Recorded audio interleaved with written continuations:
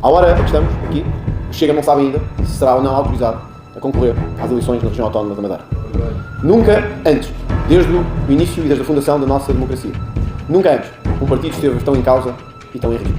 Nunca antes tantas, em tão poucas instituições, se juntaram para procurar de forma sistemática, deliberada, consciente e consistente, procurar travar na Secretaria aquilo que são as urnas, o voto e a liberdade dos portugueses. E eu sei que muitos dos que estão aqui hoje sentem essa frustração de forma tão grande como eu a sinto. E sentem-no tão firme no coração como eu o sinto. E todos sabemos que nós não podemos deixar que isso aconteça. O nosso juramento foi com Portugal.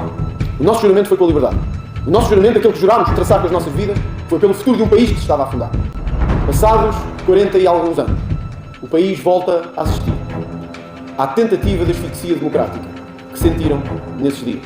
Hoje de forma diferente, hoje de forma mais sofisticada, hoje com argumentos técnicos e com uma lã ou com um tecido que aparenta ser burocrático. Mas nós nunca pedimos nada que não fosse liberdade e a força e a liberdade de denunciarmos o que estava mal.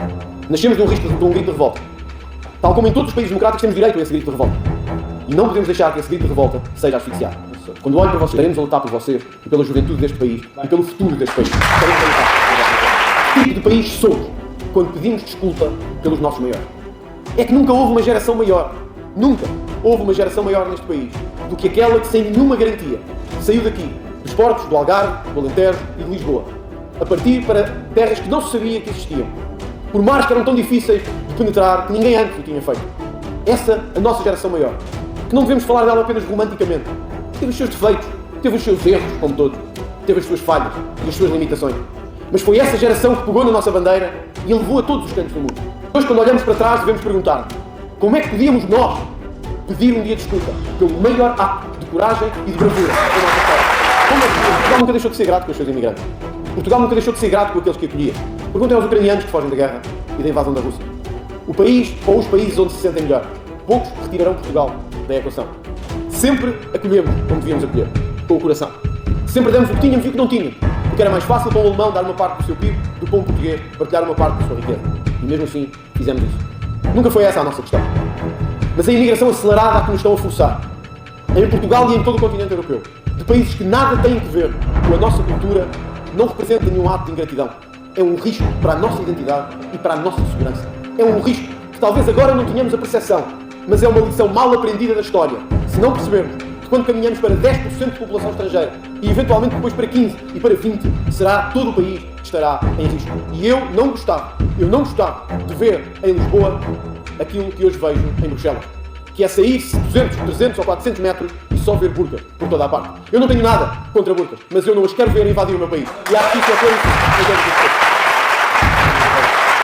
a imigração que precisamos e que temos de ter não pode ser a imigração massiva e desregulada que nos destrói a identidade, que põe em causa a nossa economia e que põe em causa a nossa segurança. Nós vimos o que aconteceu em França, vimos o que aconteceu na Bélgica. A grande questão que temos que nos colocar com estas leis absolutamente loucas de António Costa sobre a imigração é se é esse o país que queremos ou não. Se queremos o país em que a imigração se torna, anos depois, em vandalização, em perigo e em deterioração, ou se queremos a imigração que precisamos para um país equilibrado e sustentável para o futuro. O Chega nunca esteve contra ajudar quem precisa. Nunca esteve contra os imigrantes que vinham trabalhar.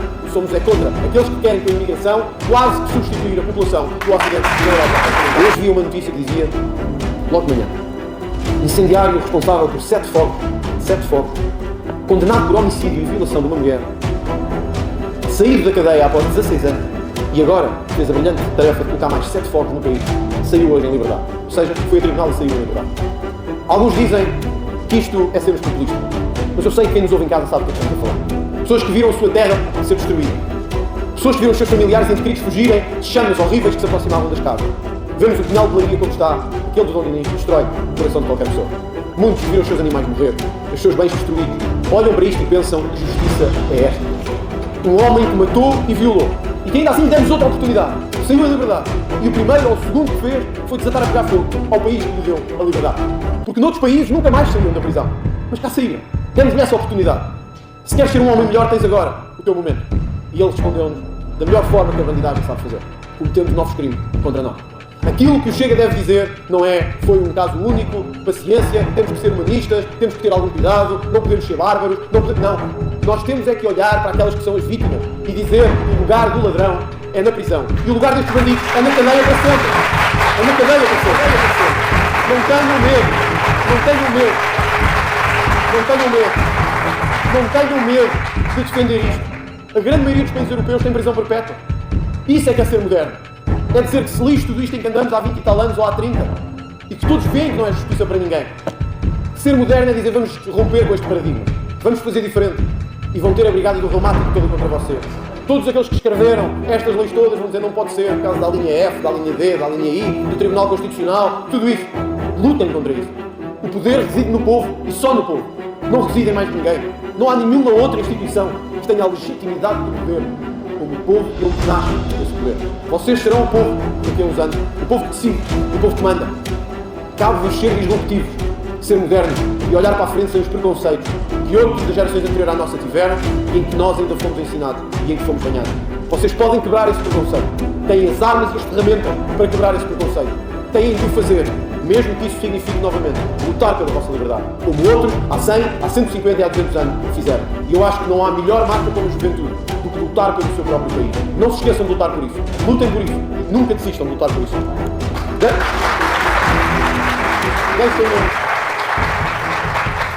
Deixem-me dar-vos um exemplo, não me vou alongar muito mais. Deixem-me dar-vos um exemplo de como o governo falhou à vossa geração. Passámos um ano e meio, a falar de habitação. A Rita Matias, enquanto representante da juventude, tem insistido naquele Parlamento, como só Deus sabe, na habitação jovem. Em tantos dos vossos colegas que hoje não conseguem pagar para estudar em Lisboa. E quem diz em Lisboa, diz no Porto, diz em Braga, diz no Algarve, diz no Funchal, diz em muitos locais deste país. Avisámos atempadamente que, a par do drama de muitas famílias que não podem pagar o seu crédito à habitação, que não conseguem pagar as rendas, que muitos jovens iam ficar sem conseguir pagar aquilo que é mais fundamental para poderem estudar, um teto onde possam estudar.